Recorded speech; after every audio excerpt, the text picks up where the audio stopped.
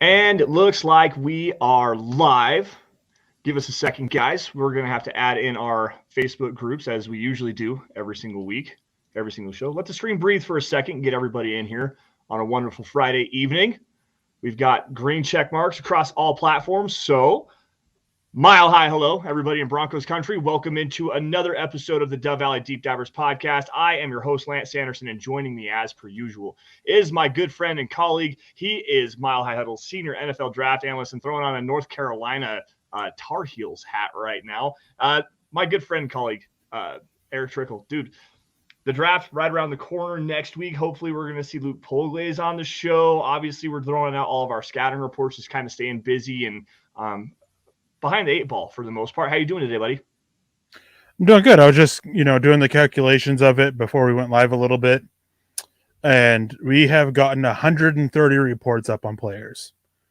And after tonight, it'll shoot up to 138 between tonight and over, during the morning, out of over 370 players that we're going to be getting on. So, it's just been a lot of work for myself, having to, kind of copy edit yours and everything, and getting to read your takes on some of these guys as well has been interesting, even though I don't always agree. But it's a long process, as it is every year, and I'm excited for this year. I'm excited with how much we're looking at getting done compared to previous years, and just absolutely shattering the record that we had with the amount of prospects we've been able to get a report on.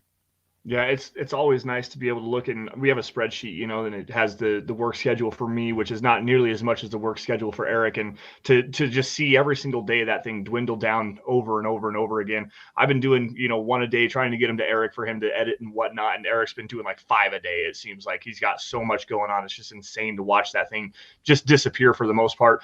Hopefully you guys are enjoying all of that. Make sure you guys head on over to milehighhuddle.com. Up on the top part of the screen, there's a drop-down menu. If it says draft on that, click on that. You're going to find every single one of our scouting reports. Most of them have, there's going to be a lot that have 5 players. Most of them have 2 players on there. Get kind of an idea about 367, I believe is what you said, total players that we're going to put in reports on this season. So got a long way to go yet. There's still some time to get some more players we're working on. I know we're going to probably have an opportunity to discuss a couple of these guys here in the later rounds for sure. So with that, guys, welcome in. Thank you all so much for joining us here on the Dove Valley Deep Divers podcast. We've got CIA shouting us out from Greeley, Colorado. Mike S. in the house. David Yunkin. Long time no see, David. It's good to see you back in the chat, man. Thank you for joining us again. Conga Hydra.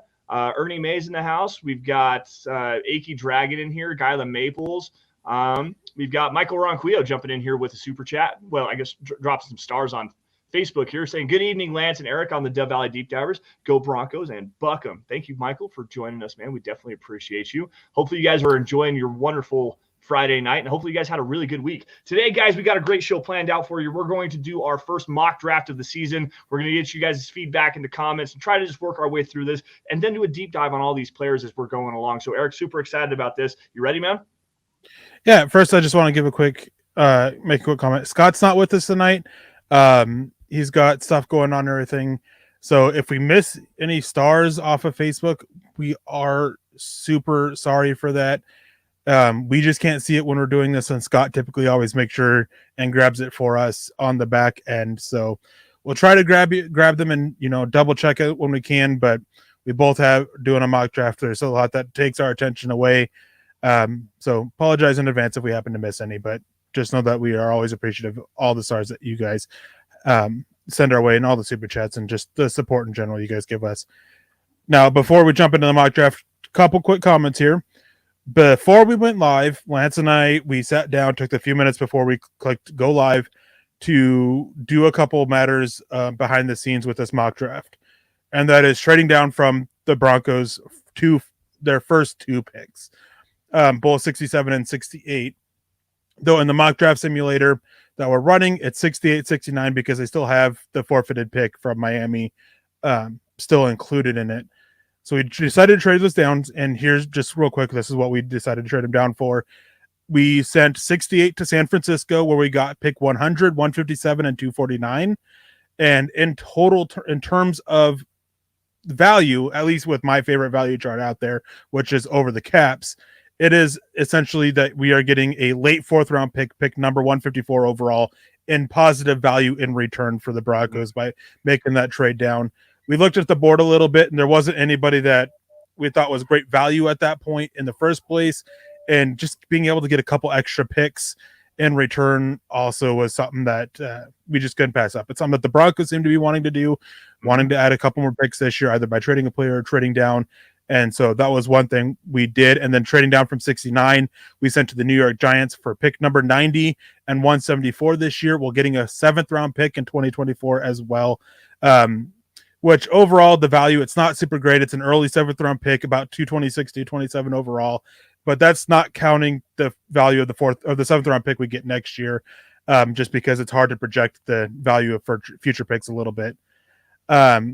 So we will be starting off with pick 90 that we got from the New York Giants with our trade down in the mock draft, and pull this up a little bit and make it look all nice and pretty, best we can anyways. Yeah, this is the new Draft Network simulator, guys. We have premium access, so we have the ability to use this behind the scenes for everybody. So enjoy this. It should be coming live here in the next couple of days, according to their premium Discord, which I'm a member of. So hopefully here within the next week or so, this will be released of beta test for everybody to take a look at. It's super clean, super easy to use, really fun, really nice to look at as well. So hopefully you guys enjoy this. Eric, what do we got going on here? Pick number 90 overall. Well, unfortunately, the guy that I was really hoping would be there, Zach Harrison out of Ohio State, the edge rusher there, he's not on the board. He was the guy I was really hoping that would be there for them. He's one of the guys that if we decided not to trade down, he's probably one of the guys I'm looking at taking with one of the first 2 picks. Excellent length, a lot of tools to work with, a lot of traits, good athlete, like just so much that you can sit there and build upon with him.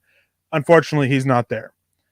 Now, real quick, just grabbing a couple comments here that I wanted to grab. CIA, how would you feel about Byron Young? He's another one of those guys that I was considering there with the third round. Unfortunately, he didn't last much longer for it. I like him a lot, and I think that he'll probably go early 3rd. And ultimately, like, it just was the extra value this year is part of why I went away from that. Darnell Washington being there at 67, we need to take him. Yeah, I mean, there's a lot to like with Darnell Washington. I just don't think he will be there at 67. You don't see guys with his size and athleticism and blocking ability show up very often. And then addressing this, Buckham Hard. So is it speculation or George Payton leaning away from drafting in the 3rd round? We're doing our mock draft based off of what we will do, based off of comments that seems to be like leaking out a little bit out there. And just going off of George Payton's comments that he made at the ownership meetings, talking about how hard it is to trade up with how few picks you have, but trading down's on the table. It was just, we just decided to do it a little bit based off that, but more so based off of the board just wasn't great in our opinions. And we thought the value to trade down was a little bit higher. Yeah, it was hard for me to want to trade down from both of them. And like Brian Rhodes comes in, he says, time will tell, but I doubt they will trade out of those 3rd round picks, maybe one of them. I'd like to keep one of them if we possibly can. But at the same time, the value of the board that was there, it was not right, in my opinion. A lot of the players that we wanted to see that we thought could last to 90 we did our first trade down, they all ended up going off the board. So which is kind of one of those unfortunate mishaps in calculation here. So and I'm glad to see how this looks, though. And those miscalculations, they happen a lot in actual draft as well. A couple of years ago, the Broncos traded down a few times in the 3rd round. Back in 2020, they ended up getting Quinn Miners and Baron Browning, which has seemed to work out for them. But the guys they were looking at for trading down that was reported ended up not falling there. So it just happens that way. I'm in agreement, though. I don't think in actuality the Broncos will trade down from both 3rd round picks. I think they'll use one pick, probably the first one, and then trade out of the second one, is what I think happens. But so many variables there. It's not as black and white as saying they will or won't do this, because a lot of it just depends on how the board is going to fall, and it depends on what teams are going to offer. There could be teams that really want a guy who they didn't imagine would fall to be there and make a tremendous offer to go up and get him. Now, getting to the mock draft, edge rusher is one position that I think the Broncos could look at early. Cornerback, finishing up the interior offensive line. I know Sean Payton made a comment about Lloyd Cushenberry continuing being the starter, but when I listened to the sound of his voice, to me anyways, it seemed like that they weren't super sold on him being the starter. And it's more of a thing of he's the guy right now, but we're still trying to find somebody else. Yeah, I'm with you on that one. And Eric and I have made it like no bones about it, our opinions on Lloyd Cushenberry. I've mentioned it, I don't know, 5 or 6 different times. He's been an abject disaster. A position that I think, and I've been really doing a lot of work on the safety class, trying to find some potential starting options for the Broncos to replace Kareem Jackson. I like Caden Stearns a lot, but the injury concerns are definitely a problem here. Interior offensive line is definitely something you have to take a look at, maybe getting another center in there, another guard. And I really think that the corner class needs to be addressed here as well. So what do you got in the corner room?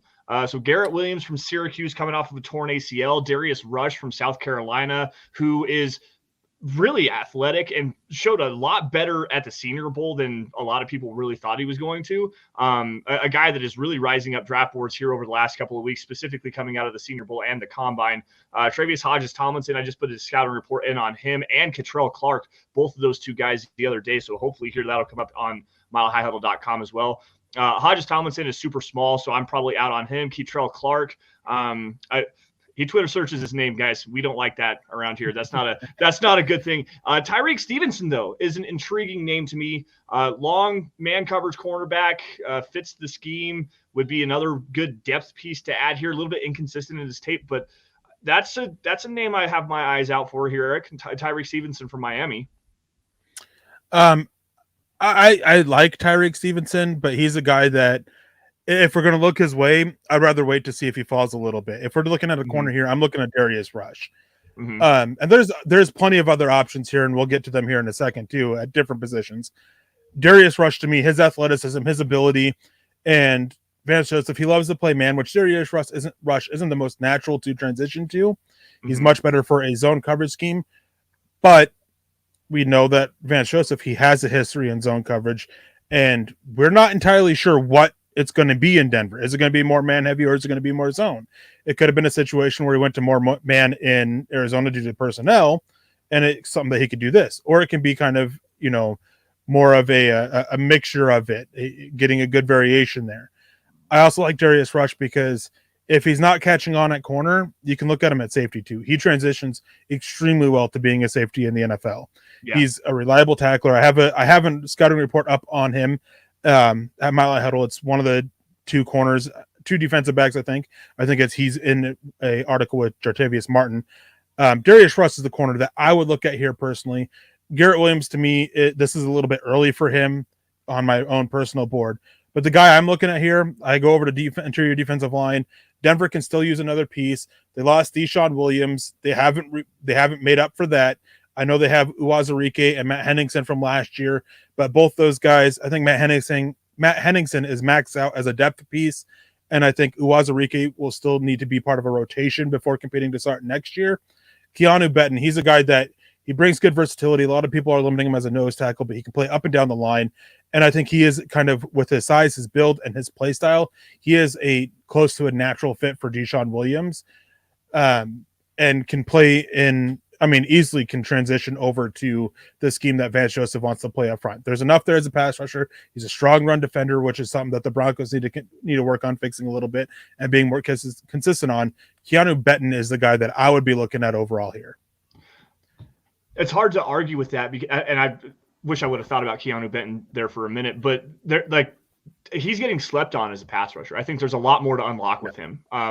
And like you said, he can play anywhere from the 0, probably outside to about the 4-eye technique, maybe a 5 technique if you're lucky. Good explosiveness, good power in his hands, can 2-gap a little bit if you need him to. Really good fit here. I like that as well. What do you have available at the linebacker position, Eric? Absolutely nothing. Absolutely nothing. Real quick, I just want to grab this real quick. You giving up on Henningsen? No. I'm a huge fan of Henningsen. He was the guy last year when the Combine list came out. I was like, why isn't he on it? I was a huge fan of Henningsen. I'm a huge fan of Uwazurike too. It's just that I did a lot on them, and with Henningsen, I didn't see a lot of upside there to be a consistent, a strong starter in the NFL. I think he has the upside to be a strong rotational piece, that fourth or fifth guy on the defensive line unit that can rotate in and out and be a strong run defender. He's just very limited as a pass rusher, where his pass rush is basically his relentless motor. Like, he's not overly athletic or quick. It's just a relentless motor for him as a pass rusher. Not giving up on him. Huge fan of him. It's just, he was a sixth round pick sorting into starters doesn't happen very often, and getting a good rotational piece out of him, that's a huge win for for the draft pick you used on him. Absolutely. And you're also taking a look at with Ennio Wazirike, who we both like as a pass rusher, but as a run defender, he really has a lot to work on there. He doesn't play with great leverage. He doesn't play to his length nearly as much as you want him to. So you got to find an upgrade for both of those guys, a guy that can actually play both in the pass and the run and not just be a specialized down-to-down player. Keanu Benton is that guy. Like, he can play in run defense. He can play as a quality pass rusher, especially on the interior attacking the A gaps with that first step explosiveness that he has. Eric, I think I'm with you on this. Benton is definitely a guy that I really like. Tyreek Stevenson, Darius Rush. Look, I think those are the three that we have. Should we throw this to the chat here and get their opinion on it, or? Yeah, give us your opinion, Chad, on this. And part of the thing, too, with Benton for me is this is not a good interior defensive line unit. No. Edge and cornerback, like, those are the two strongest positions in this draft. Defensive line, after Keanu Benton, there's not much left here, especially with what's on the board. So he's the best player at a position of need and one of the best players available overall, in my opinion. And so that's just the way that I think you should go. Well, you got a value here. You got a value here with Benton. Go ahead and grab this from Cody. $2 donation asking, what round is Jack Coletto going?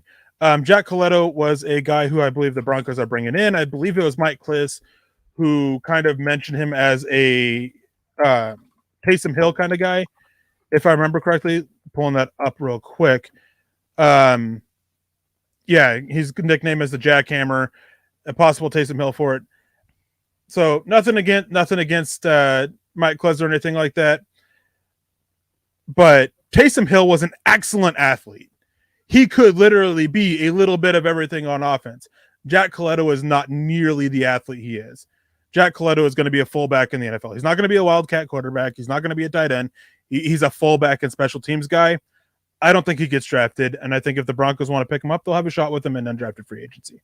That's my opinion on it. Well, and people always want to say that he's trying to find his next Taysom Hill. Guys, there's one Taysom Hill. He is a one-of-one player because he has that physicality. He has that want-to desire to just go out and make plays. So to me, like, stop trying to find the next Taysom Hill. You're not going to get it. The only guy that could potentially be that guy was Tim Tebow, and he ain't playing football anymore. So I'm all the way out on that.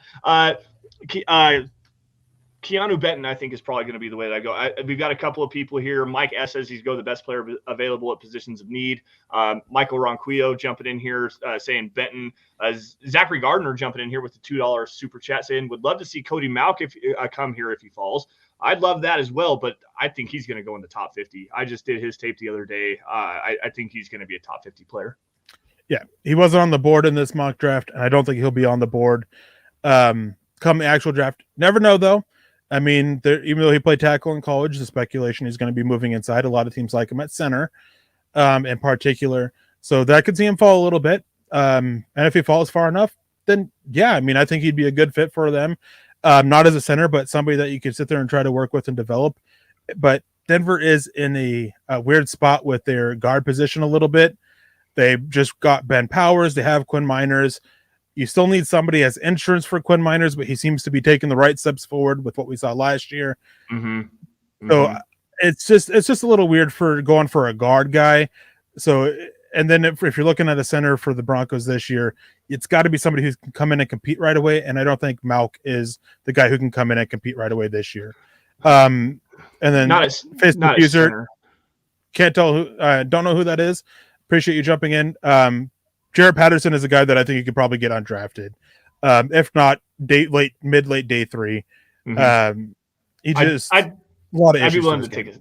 I'd be willing to like shoot a flyer in the 6th round on Jaret Patterson, interior offensive lineman from Notre Dame. So let's go with Keanu Benton here, Eric, and then let's move ourselves forward. So one of the nice things about this Draft Network mock draft simulator is if you set it to the fast setting, the picks are instantaneous. So as soon as you click draft, you're up immediately. So we don't even have any time to necessarily discuss this anymore. But let's take a look at this board. Eric, I got to go into full screen here, and let's see what we have here. Wow, Hendon Hooker fell. DeMarvion Overshown fell. Darius Rush and Travis Hodges Tomlinson are still there. We talked about those guys a little bit. Can you scroll down on the overall players for me, please? Let's see here. We've got Thomas Incoom, Tanner McKee, gross.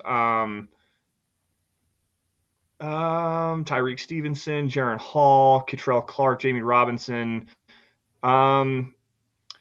What does the interior offensive line look like? And are we still kind of in the same boat here where everybody's gone? Yeah, okay. So we can wait around for a little bit to do this. Andrew Voorhees is definitely a value pick here for you. I think that obviously he tore his ACL at the combine a couple weeks ago, and there was a lot of speculation of him being a top 50 player, if not even cracking the late end of the top round in the first round. So probably around the 25 to 32 area. So there's some value there. I think that would be an interesting direction to go in. Antonio Mafi from UCLA, you could probably wait around a little bit for him to fall to you if you wanted to in the 5th round. The cornerback room, I'm really looking at Tyreek Stevenson and Darius Rush, though. Both of those guys fell. And to me, I think Rush fits, but I like Stevenson just a little bit better with the physicality that he brings. Yeah, getting back to the chat real quick, answer some questions here. Conga Hydra, how huge of a miscalculation was something in this team was a quarterback away from competing for Super Bowls? I don't think it was a huge miscalculation. No. I think the issue was just the scheme that ended up being worked on and developed between Hackett and Wilson, and with where Wilson was in his career, just didn't work. And then injuries, of course. I don't think it was a huge miscommunication. Just a slight one that they needed a little bit more, but just other things just impacted it more than anything.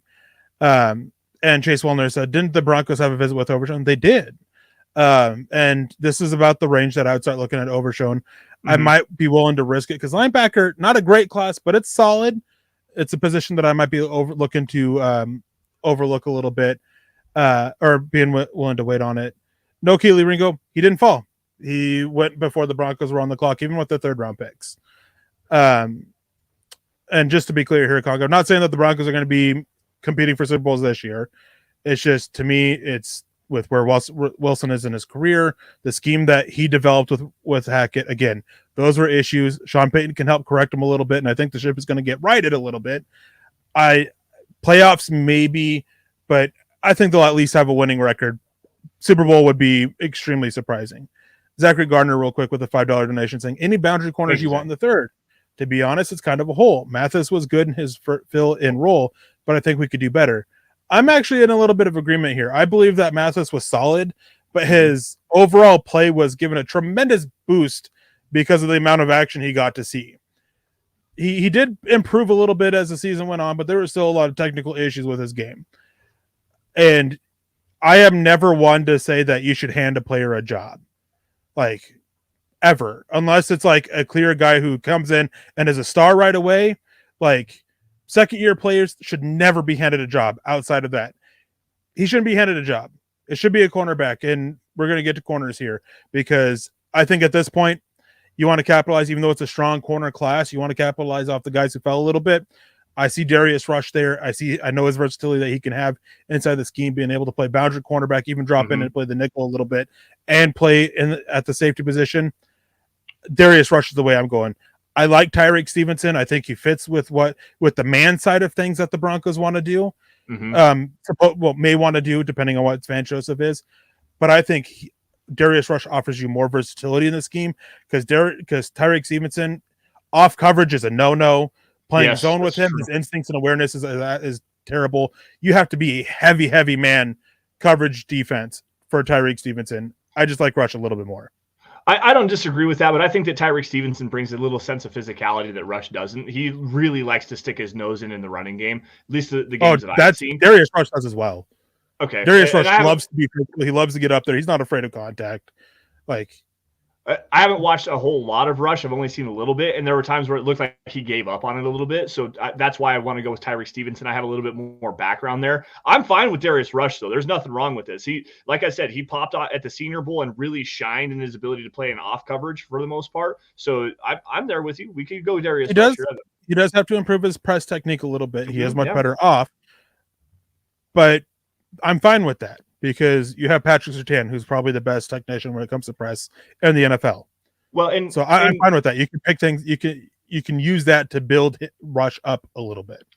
Well, and the thing is most of Darius Rush's technical concerns, from what I understand, in his press technique is just his hand placement and the physicality in his upper body. With Tyreek Stevenson, he doesn't have the fluid hips to play in off. Like, he has to play in man. He doesn't have the change of direction ability that you like to see from guys that play off the ball. I'm with you here. The more I think through it, the more that I kind of understand the conversation here. Yeah, I'm with you. Darius Rush should probably be the guy here. We got Zachary Garner jumping in here with a $2 super chat saying, I got you, boys. Keep up the great work. And thank you, Zachary, for jumping in again as well. Also, we have Jody Moncrief jumping in, who was our Facebook user that we couldn't see his name, saying that coaching was the problem. Hard to disagree with that. Everything was the problem. Like, it wasn't just coaching. It wasn't just Russell Wilson. It was everything. Mm-hmm. It was the fact that Russell Wilson, and you don't have to listen to me, but you can sit there and turn on almost any ESPN analyst and everybody and other people who break down film, and they'll tell you Russell Wilson wanted to be Drew Brees, and he's not Drew Brees. Mm-hmm. And he helped design the scheme, which is well-known fact, for him to be Brees, and it didn't work out. Maybe going back to being who he is as a player could help him bounce back a little bit. And the coaching fault here is that they just let him do it unchecked, really, and just never back down from it. Coaching was a significant issue. Not saying it wasn't. It wasn't just one thing. Yeah. Chris Gross jumping in here saying, take Eli Ricks and reunite the Bama boys. Eric, you might have to correct me if I'm wrong here, but didn't Ricks transfer to Alabama after Surtain was drafted? I'm not entirely sure off the top of my head. I think that's right. Unless I'm thinking of because Eli Ricks was the LSU kid that transferred to Alabama. And it was after Pat Surtain, so they hadn't actually played together. I like the idea here. I like Eli Ricks a lot, but at the same time, there's a lot of issues with him, man. He is super inconsistent. Inconsistent with his technique, inconsistent with his physicality, inconsistent with his ball skills, inconsistent with his attitude. Like, there's a lot of talk coming out that I've heard of Eli Ricks being kind of a bad apple in the locker room. So that to me is I don't know on that. Eric, what do you think Eli Ricks and Pat Surtain? Like, I get the thinking behind it. I think it'd be a fine pairing. But no, they didn't play together. They went against each other. Ricks is going to need time. I like the upside. Mm-hmm. He, to me, as a prospect, is what everybody thinks Keely Ringo is. He's not as great of an athlete as he is, but he's good, and he's got a good technical foundation with football, with being a football player. So I like Ricks. And I wouldn't mind pairing. I think he's got good versatility to play zone and man, play off and press. Just going to need time to get the development down a little bit and deal with the concerns there are with who he is as a person. Michael Ronquillo, I went ahead and locked in Darius Rush. And he asks about any wide receivers still in the mock draft. So I have wide receivers pulled up. Dontavian Wicks, interesting prospect, just ball security and drops. Just almost every game. It feels like 50% of his catches or targets he drops or fumbles. That's what it feels like when I watched him. Mm-hmm. Just not the guy for me. Puka Nacua, I mean, he's a really good route runner. If Denver did trade away Cortland Sutton for additional draft capital, I wouldn't mind looking his way. But I look at this, knowing with KJ Hamler's injury history and trying to find, I know they want explosion. They want explosive playmaking ability. And I see Nathaniel Tank Dell sitting right there. Might be a little early for me, but if you want explosive ability here, that's definitely an option. But there are plenty of other positions that are worth looking at as well. Yeah, Tank Dell, man. I'm starting to get kind of shell shocked with the small, quick twitch, athletic receivers that are going high in drafts. Like we watched it with Calvin Austin. We watched it with Tutu Atwell this last season. We watched it with Dre Archer a few seasons ago, coming out of Toledo. We've seen this. We've seen this archetype. The 5'8", 175, 185-pound player that is super electric with the football in his hands and has all this twitch and all this explosiveness, but then they get to the NFL level and they get hurt and they never show up again. Tank Dell, I like the player. I think that his skill set is dynamic. It's super electric. He's a great punt returner as well. Decent route runner for what he is. Everyone wants to just call him this deep threat, but he's actually a pretty decent route runner. But he's not Tyreek Hill. I have some concerns with Tank Dell. And it goes back to the Tutu Atwells, the Calvin Austins, the Dre Archers of the past 5-6 years, like the smaller wide receivers, KJ Hamler even, and KJ Hamler's bigger than Tank Dell is, and he's consistently injured every single year. He's had injuries. So to me, I would avoid that for the size concerns alone, although I do like the player a lot. And that's not to say that I'm hoping or wishing or even thinking that Tank Dell is going to get injured. We've just seen too much of a prior history of that for me to really make that a priority to me. If you get him in the 7th round, sure. Oh, like if you want him, you're going to have to take him well before that. And being shell-shocked to the size, it's understandable. But still goes back to this thing. It's like all Ohio State quarterbacks will fail. Because we haven't had one successful yet. Yep. All body types doesn't mean that they're going to fail. Right. You scout the individual player, and Nathaniel and Tank Dell is significantly better than a lot of those guys as a prospect than the ones you named. Darnell Mooney, you left him out, and Darnell Mooney, he's had success as a smaller receiver. And Nathaniel Dell compares quite favorably to Darnell Mooney. That's fair. Doesn't mean he'll stay healthy, doesn't mean injuries won't be an issue. It's impossible to say. Just because the body type doesn't mean he's going to suffer injuries throughout his career. No. That said, I'm not trying to say that. That said, I am with you a little bit. If I'm going for a smaller receiver, there's a couple other guys that I think are a little bit of a better fit. But I want to, with what Sean Payton has shown to like, especially, you typically want a guy with a little bit more size. So I don't think Nathaniel Dell is a great fit. Real quick, Buckham Hard, isn't fumbling and drops all mental too, so fixable pretty easily? No. Fumbling is technical, but at the same time, there is also a bit mentality to it a little bit. And sometimes it's just bad luck. Just bad timing, just there's a lot to it. Drops are a little bit more mental because you can lose focus on it. You can get sidetracked with somebody running at you, and that could be. But typically, there are exceptions to the rule, but typically people who have these issues in college don't get them corrected in the NFL. I'd say about 1 out of 150 players who have these issues actually end up correcting them in the NFL to where it's not a consistent issue. Go ahead. Go ahead. Well, I was going to say that was a consistent issue that we saw with KJ Hamler. I think he had a 20% drop rate coming out of Penn State. And he has been inconsistent catching the football. It's been more injury related with KJ for sure, but it has been definitely one of those one of the bigger frustrations with KJ Hamler is his inconsistency catching the football. It's been better, but not great.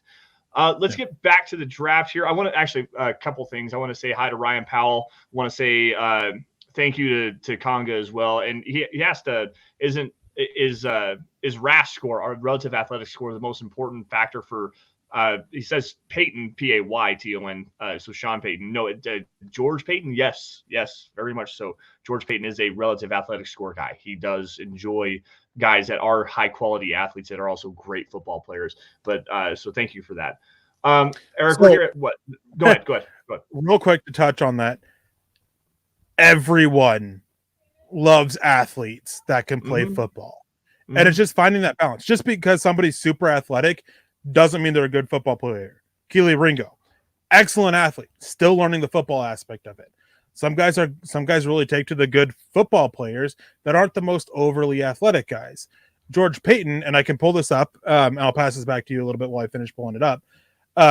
George Payton, he does look at it, and it does matter, and positions do matter and everything like that. but it's more than just the overall relative athletic score for it. Mm-hmm. It's just there's certain things that matter more for different positions.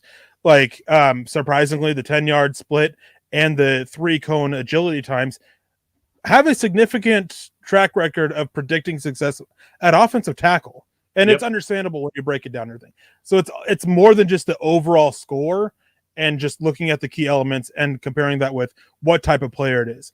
If a physical downhill runner doesn't run a fast time, hurting his relative athletic score, but he has that burst, he has the explosion, tests well in those, and has good agility, to where his relative athletic score is, not over that 8 point where it's a good score. It's still a good score for the type of running back that is. So it all matters and gets factored in. Well, and I don't want to say that he's just going out to like only target relative athletic score guys. I mean, Marquise Spencer was a guy that he drafted in the 7th round his first year, and was not a great athlete by any stretch of the imagination. So that there's a guy, decent player, but he does tend to have a preference towards those players that have those higher relative athletic scores. So say we've got 2 safeties that we value on the tape at the similar level. One of them has a higher relative athletic score than the other one. They both fit. Everything's fine. George Paton typically does go towards that relative athletic score to get that better athlete on the field. So relative athletic score, what is that?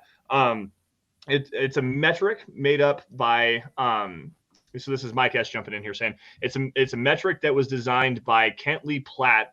You can find him at MathBomb on Twitter. What he does is he takes a singular player, takes all their measurements, their height, weight, arm length, hand size, and stuff like that. And then he takes all their athletic testing numbers from the combine or their pro day, and he takes it and uses it's a weighted scale based on how, like, your body type and who you are as a player, and then takes those testing numbers to create a relative athletic testing score to teach you like how athletic is a certain player based on his size, and going against peers at his position that are also the same size, same type of player. It's a really cool tool and it's fun to use, but it's not the be all end all in scouting. It's more of just a tool to use to get a better picture of some more context of the player you're watching on tape. And real quick of that, going back to George Paton when it comes to the relative athletic score, he's made 19 draft picks. 11 of them have had a good relative athletic score. The lowest one that was in the good side of it was Greg Dulcich. But he's taken a lot of guys who aren't, and he's taken some of them typically, for day 3, which is fine. Like you can take those risks on it a little bit, but again, it just goes back to different things, because one complaint I have with relative athletic score is it doesn't make a variation between with the body types, especially for receiver. And I think that's a big deal for me, and cornerbacks, where you have guys that a little bit smaller. Yeah, they're going to be slot. So you shouldn't be comparing them to guys on the boundary as well. So they get slammed for having not meeting, having a high score in their size, but they still test out extremely well. They just get slammed for their size. One of the guys this year, there's been a couple of guys like that this year. So it's relative athletic score again.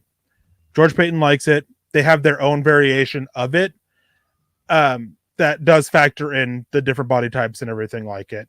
So something to keep an eye out on with it is relative athletic score. And the guys we've taken have both been good athletes. Good athletes. And I can actually pull that up real quick too. Well, you go over some of the guys that are available with this pick real quick.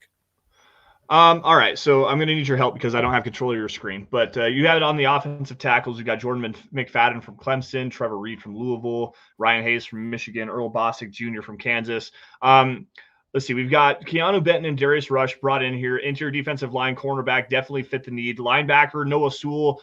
There's a guy that I really like right underneath him, and Mohamed Diabate from Utah.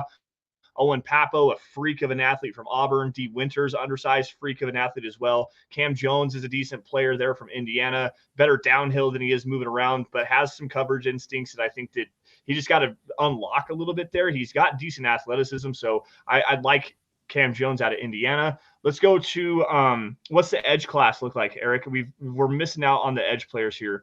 Thomas Incoom has gotten a lot of hype from specifically from Kyle Krabs over at the Draft Network. He's not there anymore. He's actually with Locked On, doing the Locked On NFL Scouting podcast. But Thomas Incoon's a player that I've heard a lot about. I haven't got a chance to watch him. Nick Hampton is an uber athletic, uber motor player. Andre Carter, another big freak of an athlete, super long. Didn't test as well athletically as everybody thought that he was going to. A guy I really like as a 5 technique, just kind of in your face, super aggressive defensive end is Dylan Horton from TCU. Really long. I think he has like 34.5-inch arms, plays to it really well. And it's just an unlockable, like this dude has so much drive and urgency to his tape. I liked him a lot. So that's a name that I'm really looking at here at number 109. Maybe I don't know if we have another pick here between 109 and 157, but 141. 141. I don't think that Dylan Horton's going to fall that far. That's a name I'm looking at here. I like the fit as well because you need that power on the backside, especially in this defense. You need a guy that can line up with his hand in the dirt on the backside, 5'7" technique, and just be an anchor in the running game. There's some technical issues there, but Horton definitely fits the bill there for me. I like that. That's a name I really have my eye on. Yeah, Dylan Horton is fine. But real quick before we go on this, the relative athletic score of Keanu Benton was 8.87. And Darius Rush was 9.81. Yep. Just real quick, since we're talking about relative athletic scores, it is something that I am factoring in as well. Trying to remember guys who are good about it. Jody Moncrief keeps spamming Chris Rodriguez Jr. Rodriguez Jr. Jody's a Kentucky fan. I'll pass. I swear to God. I'll pass on yet another downhill powerful runner that doesn't offer up enough in pass protection. Doesn't have, if I remember correctly, the best fumble rate. I'll have to pull up my scouting report on him because it's a bad fumble rate. It's within 100 carries, I believe. Let's see here. I can pull it up. It's just he's a big physical dude, but he just doesn't play well. He has a fumble. He has a fumble rate of every 67.9 touches. Yeah, the minimum that teams look at is 1 every 90. The minimum. Sometimes, depending on the type of running back, they'll go down to 180, 1 out of 80. But yeah, I mean, his fumble rate's not good. He really struggled at the Senior Bowl. Like, it was so annoying watching these guys who are smaller than him just look more physical when they in the blocking drills. We'll look at running backs definitely. It'll be a little bit later, especially like Chris Rodriguez. Like, especially this early, it's just a no for me. I wouldn't mind taking a look at the running backs that are available right now, though. Like, honestly, Abanakanda's available. I like Israel Abanikanda. Sean Tucker, I'd probably wait for him. Devon Achane, not going there. And again, size concerns are a big thing. Gary Palmer jumping in your $10 super chat. Thanks, guys. Not a big follower of the CF, so glad you are keeping me updated. Go Broncos. MHH for life. CF, Eric, do you got a read on that? College football. Oh, college football. Okay, yeah, there you go. I'm thinking the draft. College football should be right there on the top of my head, but I'm a moron, so let's just leave it at that. Eric, so if you want to go running back, there are 2 here that really stand out, and it's the top 2 that we have. Abanaconda and Tank Bigsby. Both of them have good fumble rates. Both of them are solid athletes for their. I mean, Abanaconda is a great athlete for his size and everything. Dude is well built. He's like 5'10", 5'11", almost 220 pounds. Really good build on his frame. I wish he did a little bit more on passing downs. There were some flashes with his blocking, some flashes as a receiver. He has a physical running style, but he's got that extra home run gear. Yeah, I was just about to say that. So it's like he's not just limited to the power. He can break through and then take off. And that is something that home run ability from the running back position, the Broncos have lacked that. I think Abanaconda had more runs himself of 10+ yards than all of the Broncos running backs that took snaps last year. Like, well, I know for a fact he had more 20+ yards run than any of the Broncos last year. Like, this dude's explosive as hell. Like, he's fun. He's really fun. I like Israel Abanikanda a lot. And he just tested extremely well. And then Tank Bigsby, it's a similar story. There's a little bit more miles on his tires. He's got good burst. He's a solid athlete. But again, he's a guy who I just wish there's a little bit more that we've seen on third down. And one thing to remember is just because they don't do it in college, especially with running backs in the receiving game, just because they don't do it in college doesn't mean they can't do it. We just haven't seen it. And his fumble rate is really good. He's only had Tank Bigsby has fumbled 6 times, with 4 of them in 2021. Really good fumble rate, well over the 1 out of 100 mark. So if you want to go running back, like those are one of the 2 guys that I'll go with. But I think it really comes down to Javonte Williams' health. Do you plan on getting him back this year, or is he going to miss most of the year? Because whatever the case is, I know they signed Jones, the other running back. I'm not betting on a lot out of him, so you really only have Samaj Perine. So you still have to add somebody. So I wouldn't mind going this way, but again, just the health of Javonte Williams. Yeah, Israel Abanikanda. If we're going running back here, it's Abanikanda. Again, you're saying, projecting here a little bit at the receiver position, coming out of the backfields. I liked his pass protection a little bit more than Tank Bigsby, but they're very similar. So Abanikanda would be the option if we're going running back here. I think that I really like going, let's see, John Gaines, Antonio Mafi. This is interior offensive line guys. Oluwatimi, the center from Michigan. I'm waiting around for him if I'm taking him at all. McClendon Curtis is an interesting name. Athletic center from Chattanooga. I'm waiting on all these interior offensive line guys. I think you go edge here, maybe running back. Like that's where I'm at on this. Dylan Horton or Abanikanda are the 2 guys I'm going to. So we got to come to a decision. We're 47 minutes into it, so we don't have that much time left. Of the guys who are available, one of the running backs are the guys that are the most valuable to me at this point. None of the edges are. The edges, I'm fine waiting. I wish we picked one up earlier. We didn't. Now it's just like these guys are just on that borderline. I'll wait. I'm fine waiting to 140, 141 for these guys. I'm looking at Abanikanda, Bigsby, the tight ends. Again, I'm willing to wait on the tight end position, or John Gaines. Dude is an excellent athlete. One of the best athletes in the draft on the interior offensive line. Yeah. He can play center. He can play guard. He's got the versatility, but he's not overwhelmed with power. And he can come in and he can compete for a starting job at center right away. So it depends on what you want. Do you want another running back to add to it, be part of a rotation, and that's already has a high draft pick in Javonte Williams, though he's hurt? They went out and signed a guy, or do you want somebody to come in and compete for center? Because Oluwatimi also, he's another guy that, he's similar to me as Lloyd Cushenberry. He's a guy that I think can come in and compete for that starting job, or Alex Forsyth as well. Yeah. Oh, man. I'd hate to miss on Abanikanda to go for a guard that I think is going to fall. Because I think Oluwatimi, I haven't seen enough of Gaines. I liked watching Antonio Mafi. I really did like watching him. I don't know, Eric. You make the choice on this one. I'm going to defer to you. The running back is the one. I saw somebody in chat say it. I guess we're going to Abanikanda, which is a fine pick. Like, I have no qualms about it. It just can be a little bit of an issue. Now let's go check and see everything. Unfortunately, none of the guys on the interior offensive line fell that we were looking at that we talked about. Dang. Safety, I think safety is still in a strong spot. Tight end, still really strong tight end group. It's probably the strongest position on offense. Wide receiver, again, I'm still fine waiting on it. Linebacker, I'm still fine waiting on it. And then edge, Andre Carter, and we had a comment in here about Andre Carter from KB. What's up, fellas? How far does Andre Carter the second fall in this year's draft? What's the earliest you would draft him? 4th or 5th round? I wouldn't draft him. He's just so lanky in his he's so small on his lower half. He's easily bullied, and he had a great year in 2021, and he didn't build off of it. And the technique is so inconsistent and just has to be completely built up. I wouldn't take a shot on him as right now because he doesn't offer anything, or with the draft pick. I would try to sign him as an undrafted free agent. He just doesn't offer anything as a rookie to me for a team that they gotta try to find those hidden gems with their draft picks this year to improve their depth. He just doesn't do it. So do it this year.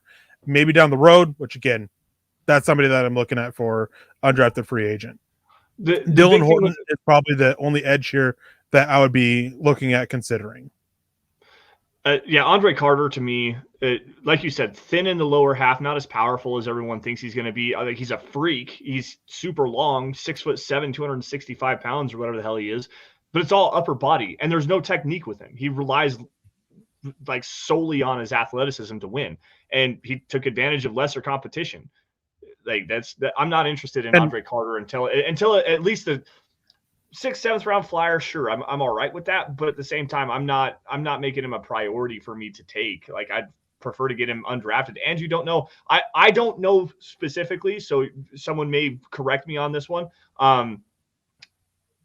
What's his status with the Army? Like, he is in the military. He has a 4-year commitment to the military. He still has to potentially pursue. So has he been dismissed from the military to pursue his NFL career yet?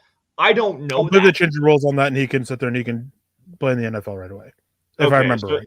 Right. I don't know. So I don't think I'm trying to speak out of turn here. That was a definite big thing with the military academies, was would they actually let you go to play the NFL? So I'm with you, Eric. Dylan Horton's my guy all the way. We got both the guys that I really like. Israel Abanikana's here. We've got Dylan Horton as well. I'm here, all the way here for this. And I agree with you. I think you can wait on the tight end class. I'd like to get Luke Schoonmaker for a little bit of the blocking ability that he has. He's a decent receiver as well, but I can wait. I can wait around for a tight end here. Give me the edge. Give me the edge help that we need. Give me the power at the 5 technique. Give me the guy that is a really good run defender, even though there's still some technical stuff. That's the guy I really like.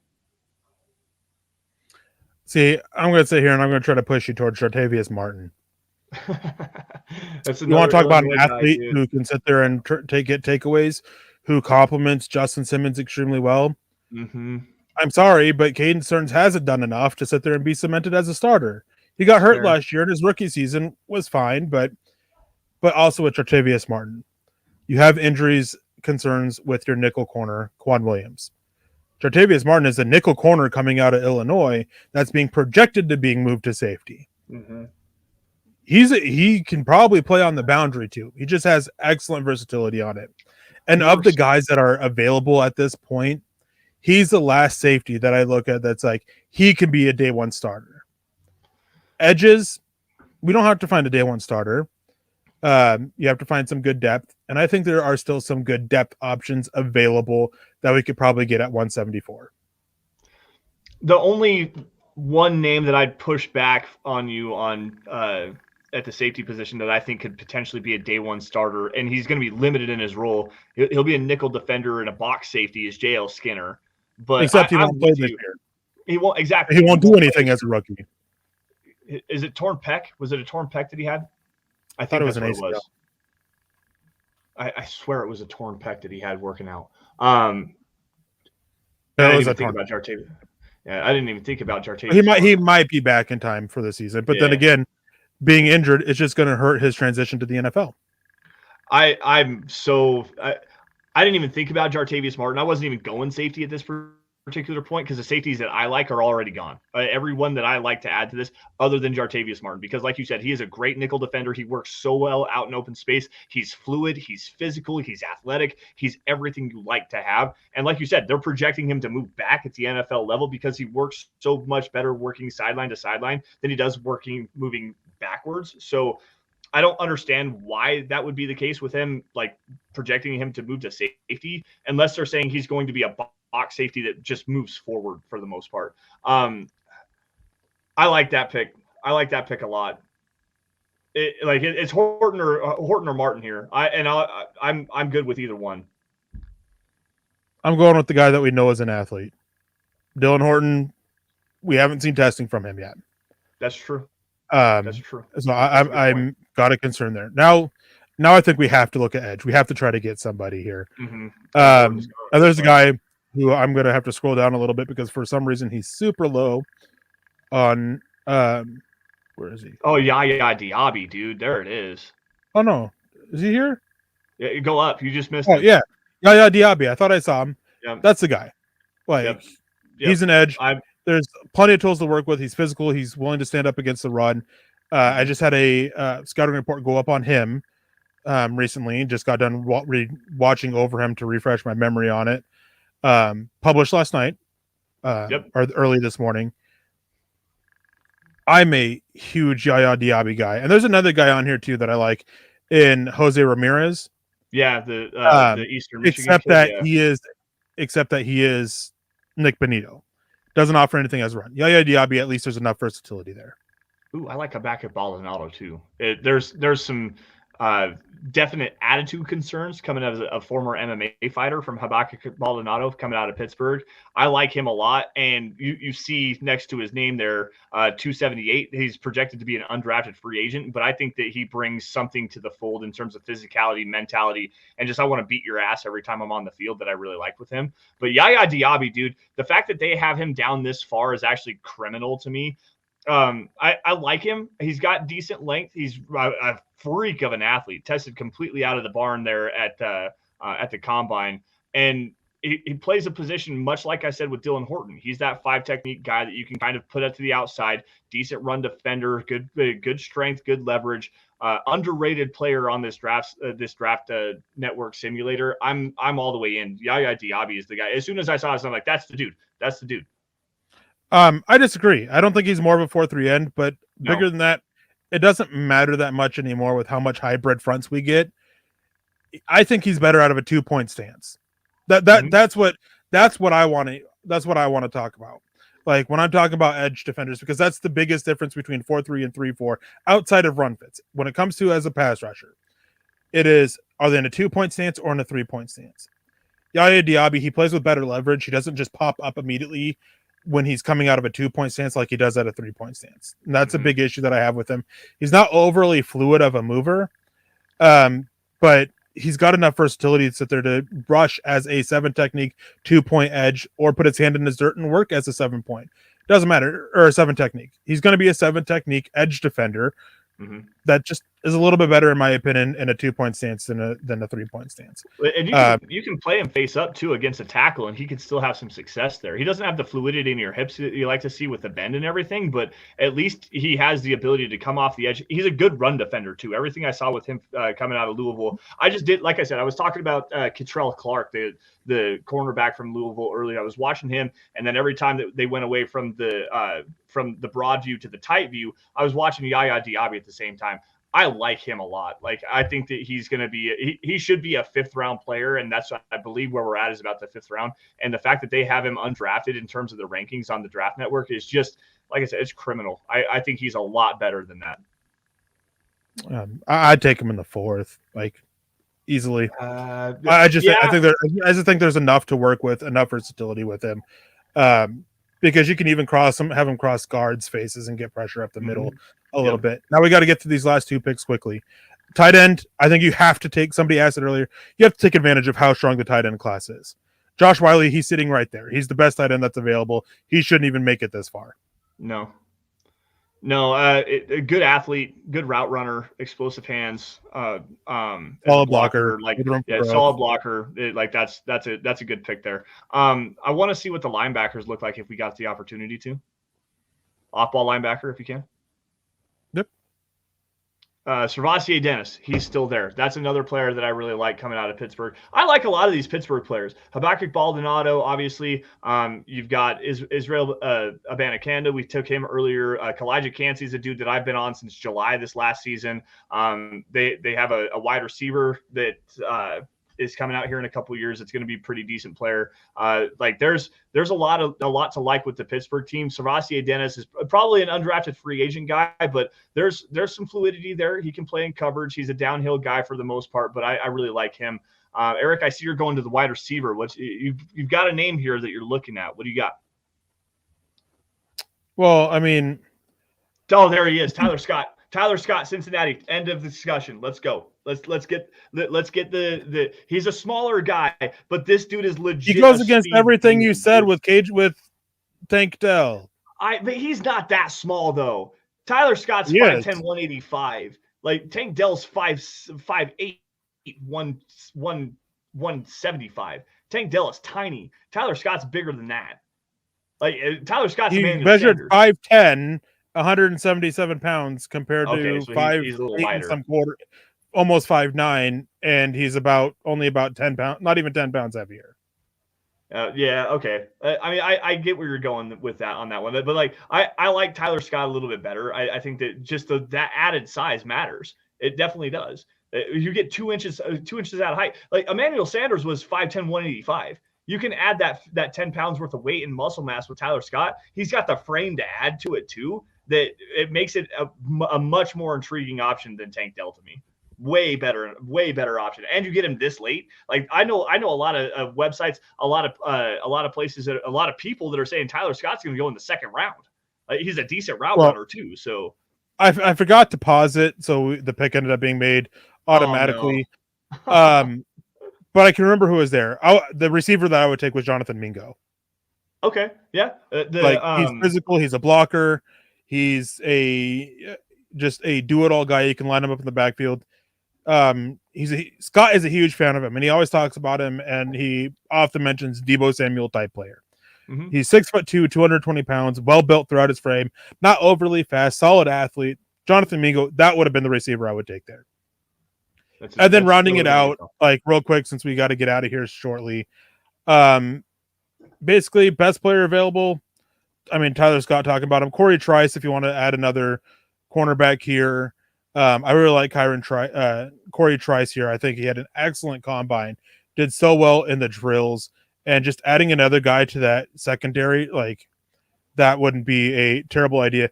Jalen Jones, I don't know why he's down this low. Jalen Jones should be gone in the third round. He's going to be 21 years old as a rookie. And there's so many tools you have to work with to develop him. He's going to be loved by coaching staff. I would be shocked if he makes it out of the third round. I'd be even more shocked if he was there in the seventh round. Yeah, Mekhi Garner, same way. I think Mekhi Garner goes in the fifth round. Except he's thin and weak. Yeah, he's thin and weak, but that's fine. The coverage versatility is there, though. He can play inside, outside, off the ball. He's decent in press man as well. So, like, I get you. I understand where you're coming from, but I liked his tape enough as well. Yeah. If you want to go center, Ricky Stromberg, he's a guy who can come in and compete right away. He's one of the few centers that I think can. Not much upside. He's going to be one of those guys that you're fine with him starting, but you try to find an upgrade when you can. We already got a defensive lineman. Edge rusher, we can look at doubling up a little bit. If you want somebody to be more of a typical 5 technique in this group and add to the depth on the defensive line, Maru Ojomo is a guy who can do that. Isaiah McGuire is a guy who I think is miscast. He's more of a nose tackle, a thin nose tackle. So Carl Brooks is available. Brenton Cox for some explosive versatility coming off the edge as well. But Brenton Cox is a head case. Like he's been dismissed from 2 different football programs because he is an absolute head case. But the talent's there. Like he is very talented. I like the explosiveness. I like the versatility that he brings. I like the physicality he brings. But you can't trust a guy that's been dismissed from 2 different football programs and take a draft pick on him. Undrafted, absolutely. I'd take a shot. Anyways, round this out before we get out of here. Don't need to make these last few picks. We just talked about a few guys. The biggest ones are those first 4 or 5 picks trading down. I think overall with trading down, we got a really good return. We ended up turning into a good draft class. We filled out multiple needs that we had. We got added insurance at running back because no matter how long Javonte Williams is out, with all the damage he suffered to his knee, we don't know what he's going to be like when he comes out. Darius Rush, I mean, athlete that you can, with so many tools to work with, that can play safety or corner. You got yourself another safety that you can sit there and drop down and play the nickel, potentially playing the boundary. Just flies all over the field, works well, has excellent range. And I think part of the reason why teams are talking about moving him back to safety is he has enough range to be a single high option. And he's plenty of physical. You don't have to worry about that. We also missed another pick. It gave us Trevor Reed instead of somebody else that we were talking about. Because I forgot to pause it again. But Keanu Benton, you shore up your defensive line. Diaby, you raise the floor of the edge room while raising the ceiling as well with that kind of pick. So I think this is a good draft. Obviously, just the mock draft. We have no idea what the Broncos will actually do, but we're less than a month away until we get to that point. Yeah, and I'm super excited, man. Out of this class though, and that's the one thing I do not like about the Draft Network's mock draft machine is the fact that it has a 2-minute clock. So if you're not paying attention, it auto drafts for you. I think that that's a bad feature, and it shouldn't actually do that. So unfortunately, we missed out on a couple of guys that we really wanted to kind of highlight there. But out of the players that we had there, obviously Keanu Benton, Darius Rush, Israel Abanikanda, guys like that, Yaya Diaby, Jartavius Martin. Which of the picks that we had in this particular exercise was your most favorite? I've got mine. It's Israel Abanikanda, just because you bring that extra versatility to the backfield. You bring that long speed gear as well. If you get him out in open space, he's decent enough in his athletic like lateral agility that he can make some guys miss. And then when he gets into the open field, he's a home run hitter every time he touches the football. That to me is the favorite pick that I have in this class. And a big part of the reason why is because of what you just said. You've got Javonte Williams, who is coming off that major injury. Samaje Perine, while I like the upside there, I think he can play on third down and he's going to be a decent guy. He doesn't have that long gear, that athletic gear to be able to take the top off of a defense and turn a short gain into a long explosive play. That's just not his game. So to me, adding that speed to the backfield, adding more speed to this team as a whole is a really good move. Yeah, I mean, my favorite pick should be pretty easy. Keanu Benton. I love trench play. Last year it was hard for me. I had to watch multiple games of Matt Henningsen over again and multiple plays over again because Keanu Benton was the guy who grabbed my attention. Been a huge fan of him for a while now, for well over a year. Absolutely love what he can bring to the unit. Really shores it up. DJ Jones, he provides insurance can do what DJ Jones brings, can cover what Deshaun Williams does, can play nose tackle a little bit. There's just a lot of versatility that you get out of him that just opens the door so much for added creativity on the defensive front. My one concern is, can Vance Joseph properly take advantage of that, which remains to be seen. But guys, we hope you had a wonderful time joining us tonight. I'm going to pass it off to Lance here, but we got to get out of here as our time is about up. Yeah, thank you all for joining us here on the Dove Valley Deep Divers podcast. Guys, please make sure you guys are following us on Twitter by finding me at LanceS_MHH. Again, new handle, guys. My last account got hacked. LanceS_MHH. Really appreciate a follow there. Build my following back up. And for Erick, at Erick Trickel. Notice the CK in Erick and the CKEL in Trickel. Folks, while you guys are at it on the Twit machine, please make sure you guys are following at Mile High Huddle. That's the best way to follow what's going on at milehighhuddle.com, including breaking news, film breakdowns, opinion articles, all of our draft content going on over there. You're going to find every link to every article posted on milehighhuddle.com, at Mile High Huddle on Twitter. Facebook's followers, please go to facebook.com/Mile High Huddle Pod. Keep the conversation going. We enjoy having you guys here on the live shows, but there's also a great community over on Facebook as well. So make sure you guys go over there, follow that link, and join in the conversation. Keep it all going because we love your guys' interaction. If you guys financially able to do so, super chats are awesome. Another great way to support the show is MHHmerch.com. Get your swag on, guys. Get yourself a hat. There's a t-shirt, face mask, a coffee cup, multiple different shows, multiple different personalities and whatnot, all available at MHHmerch.com. Anything to suit your fancy. There's something for the guys, for the gals, no matter who it is. That's the best place to do that. And if you guys aren't financially able to do so, please, the three things we talk about every single week: subscribe to Mile High Huddle, no matter where you guys get your podcast content. It's great if you guys watch us live on YouTube, but we do appreciate your support on Apple Podcasts, YouTube, Facebook, Twitter, Twitch. Does not matter. Like every video you guys see, and if you love it, please share it, because without your guys' support, we could not do what we do best, which is cover your Denver Broncos. 5-star reviews all across all platforms are awesome. Michael Ronquillo jumping in late here with another stars donation on Facebook.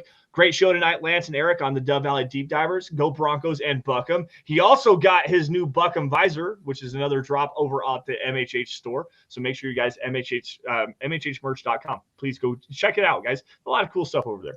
Erick, before we get out of here, man, any last words?